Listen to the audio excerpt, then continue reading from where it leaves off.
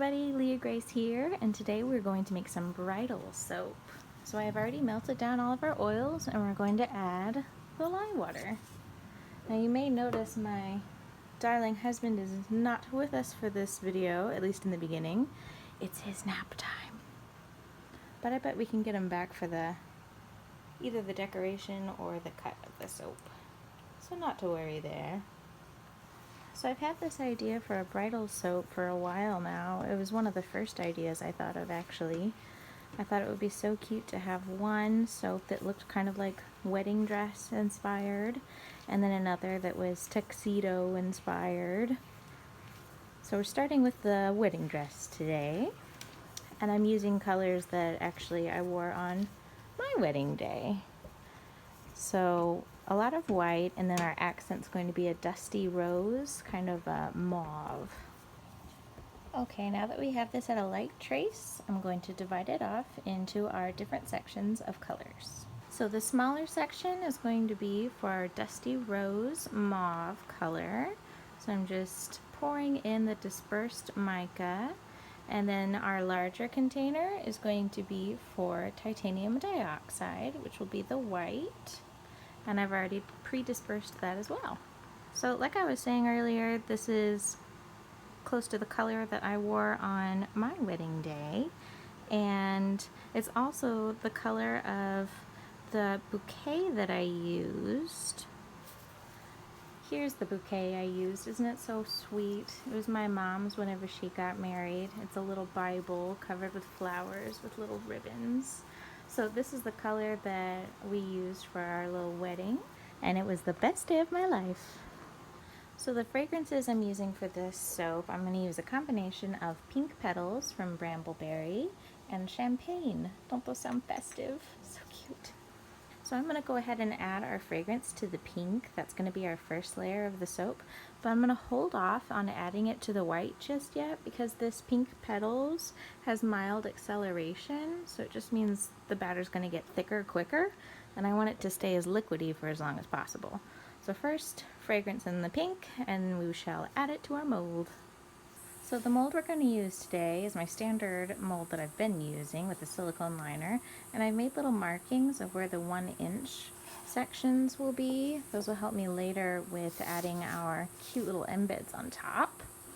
Okie doke, so we're going to add this rose color. It's doing pretty well. It actually hasn't accelerated a lot, but I can tell it is taking effect.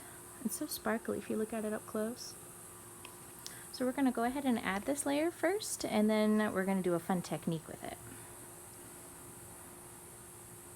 This fragrance smells really good too. It's floral, but it's not like, what's the right word, matronly? It has a delicate feel to it. I'm going to leave just a little bit of that in there. That's fine, because we will be using this color one more time. I set aside a little bit. Now we're going to need to let this thicken up, and then we use a new shaping tool that I just made out of a Brambleberry box. So I have just carved into the edge here a little scalloped design. It had tape on it from the box, so I thought that's a good idea. It could kind of preserve it. What we're going to do is insert this into our loaf and rake it along the length. And this is going to shape the soap into sort of a scalloped design.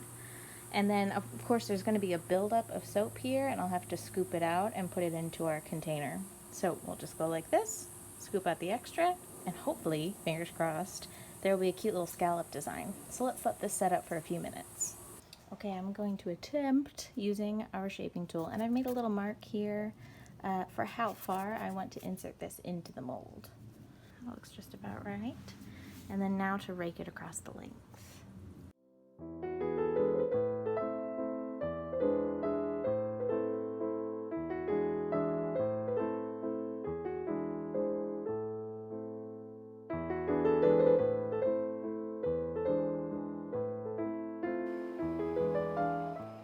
Okie dokie, I think that is what I'm going to call a day for that shaping tool. Most of it I'm super duper happy with. This last little section here might be a slightly bitty wonky, but you can't have 100%, can ya? So you just have to be happy with the 90%. And I am. You know what? This one will be mine. So now to just clean that up, I don't want the pink to be on the edges of all the bars, so I'm just going to wipe up my spills. And now to let this set till I'm confident I won't mess it up pouring in the white for the next layer. Alright, I'm feeling pretty good about how set up this is. You can see that if I tip it, it doesn't all smoosh to one side. It's holding up its shape pretty well. So we're still going to be extra careful with it, but I think we're ready to pour the next layer. So I've sectioned off some of my white batter here and fragranced it individually. Since this pink petals fragrance has a mild acceleration, I didn't want to fragrance the whole thing. I'm doing it bit by bit. So when I add this in, I'm going to break the fall either with my spoon or my spatula. You know, I might do spoon because it's a bit smaller, give me some more control. And I transferred it to this little teeny thing because it gives me more control as well. I can kind of create a spout by shaping it. So here we go. Oh my gosh, if not now, when? Alright, alright. I can see that it's settling into the grooves of the pink rather than puncturing them. And I'm keeping my spoon really low and close to the pink so that way it has less of a distance to travel, and hoping that will help it to settle rather than puncture. So far so good. Looks like we got that first layer in. Let me just tap it on the table a bit just to be certain we got it everywhere we need. That's the most delicate tapping I've done. And just kind of smoothing it out a bit. Wow, that went well. So now we are going to add an embed. It's going to look like a little bow halfway through the dress. So I cut out a lot of these, and then kind of smooshed them together while they were still tacky. And now these are going to go in the middle of our soap mold.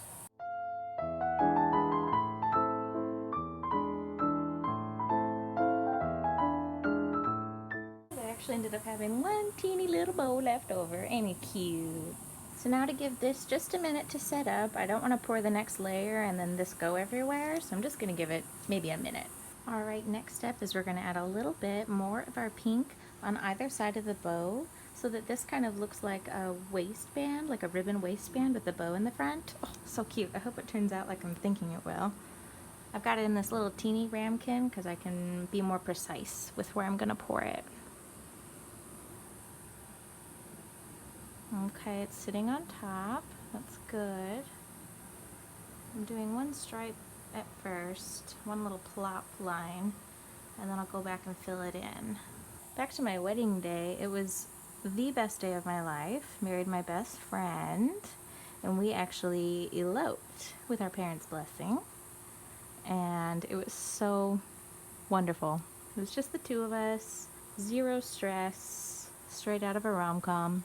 My hubby and I got married in February, the end of February, and maybe 2 weeks after that is when the coronavirus really hit our area in Florida. So I've been furloughed and he's been off, and we have had coming up on a 6-month stay-at-home honeymoon. So you know what, there is always a silver lining. And I think that looks pretty good. So we'll give it a little bit of a tap, help it settle. Not too much, just a bit, you know. And we'll clean off the edges, give it a minute to dry, and then time for our next layer of white. Now that I've let this set up and I'm pretty comfortable with it, moving the mold doesn't move the contents, so that's always a good sign. Now we're going to plop in some white, and I'm actually going to just ladle this with my spoon first. I want to try and get every little nook and cranny filled so we don't leave air pockets in our individual slices of soap. So I'm going to be really deliberate with where I put this. So now that we've got our first layer of white in, I'm going to add the rest.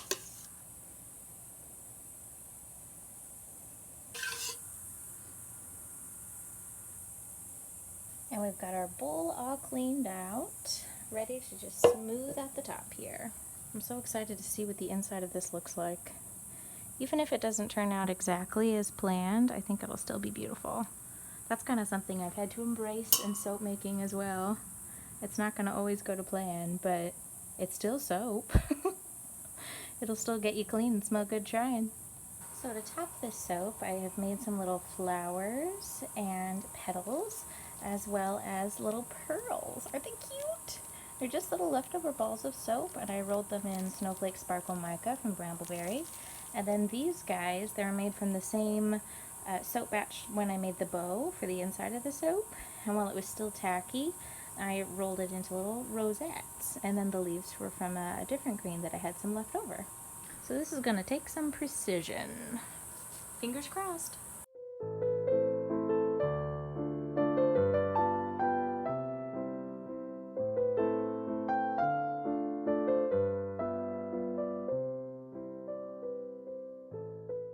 That little leaf got awfully sunk in there, but I know I'll just aggravate it if I try to mess with it now. I think it'll be okay. It actually looks pretty cute. This smells really nice too. Okay, so now for our little pearlies. So I've made enough of these little pearlies that there should be 3 for every slice. Yep, those pearls weren't necessary. They help to add a little bit of life to this bar. I think this color is super beautiful, but it's more muted, you know? So we needed something sparkly like those pearls to just jazz it up. So let's get a look up close, shall we? You can see up close that even the little leaves have details, like vines cut into them. Or veins, should I say.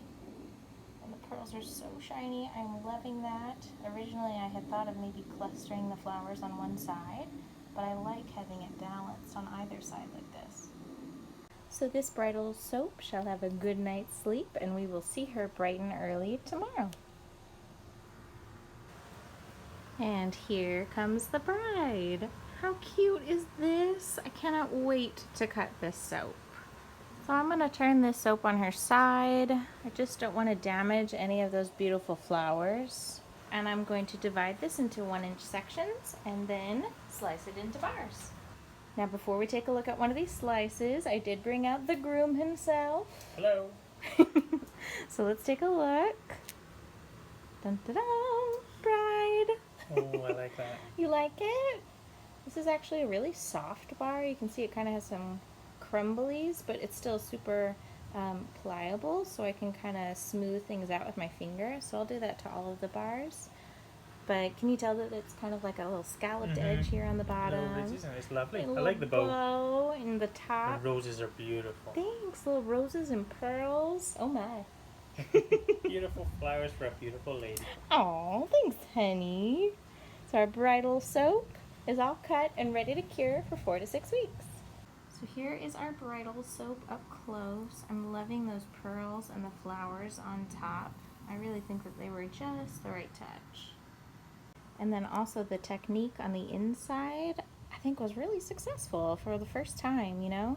Next time I'll be even more aware of how precise I want this little ribbon line to be. And this soap is still so soft that you can kind of mess with it still and change the shape. So I'm going to be really delicate with it. 2 or 3 days, I'll bevel the edges, and then in 4 to 6 weeks, this soap will be ready to sell. Thanks so much for soaping with me today. It's been a blast. I hope you have a wonderful day, and we'll see you next time.